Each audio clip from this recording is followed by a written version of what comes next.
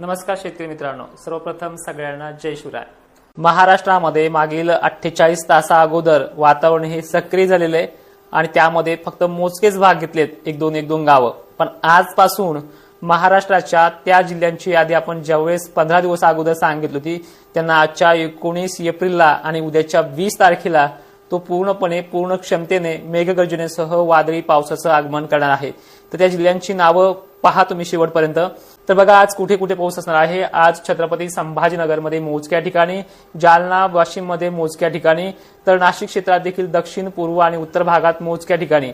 मात्र पुणे परिसर, सातारा, सांगली, सोलापूर, पंढरपूर, तुळजापूर, धाराशिव मध्ये काही ठिकाणी, तर लातूर मध्ये रेकॉर्ड ब्रेक पावसाची आज नोंद होऊ शकते। लातूरच्या अनेक भागांमध्ये निलंगा, औसा, उदगीर, अहमदपूर, केज, धारूर, बीड, माजलगाव, त्यानंतर इकडे जो काही धाराशिवचा अलीकडा भाग आहे लोहरा खुर्द, त्याचबरोबर सोलापूर, अक्कलकोट परिसर, मंगळवेढा परिसर, सांगली, विटे परिसर, त्याचबरोबर जे काही सांगलीपासून अलीकडे जो काही भाग आहे निपाळी, कर्नाटकचा विजयपुरा, बसव कल्याण, हुबळी या भागाचा समावेश देखील आज बऱ्यापैकी मॉडेलनुसार दिसतो आहे।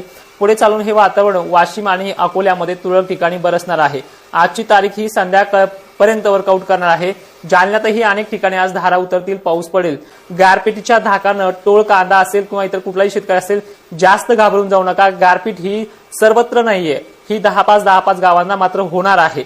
त्या पलीकडे जाऊन सांगायचं झालं तर 20 एप्रिल सुद्धा अशाच प्रकारे वर्कआउट करणार आहे। त्यामुळे 21 एप्रिलला देखील दक्षिण भाग, पश्चिम महाराष्ट्र, त्याचबरोबर मराठवाड्यामध्ये सुद्धा हिंगोलीपर्यंत पावसाची मजल आहे।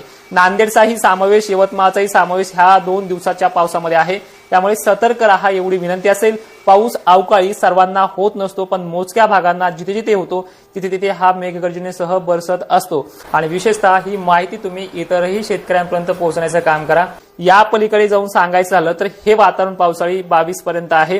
तिथून पुढे थोडा गॅप घेईल, नंतर 24, 25, 27 ला सुद्धा प्रभाव टाकणार आहे।